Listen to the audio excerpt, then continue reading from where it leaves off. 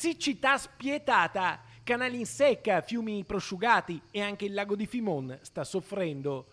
Le acque ferme, sempre più basse, impalludiscono, proliferano le alghe e i pesci rischiano di non sopravvivere. Il sindaco di Arcugnano chiede un piano alla regione Veneto e alla provincia di Vicenza.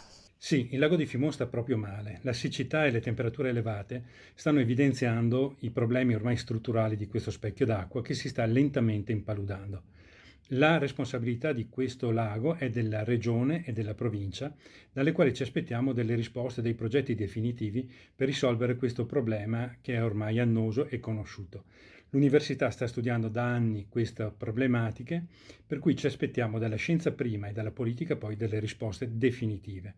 Serve un intervento nell'immediato, ma anche e soprattutto in prospettiva. Serve una soluzione strutturale, oppure il rischio è che la situazione di anno in anno degeneri e sfugga di mano. Il protocollo di intesa tra Regione Veneto e Provincia di Vicenza, firmato a maggio, porta il problema sul tavolo di Matteo Macilotti, delegato provinciale che ha preso in mano la situazione.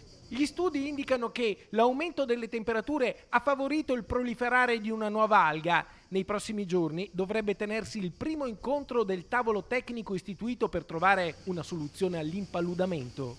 Come comune, pur non avendo alcuna competenza, abbiamo presentato il nostro progetto, la nostra richiesta di finanziamenti all'interno del PNRR per portare acqua fresca dalla Valle dei Mulini fino al lago per risolvere l'annoso problema del mancato ricambio d'acqua.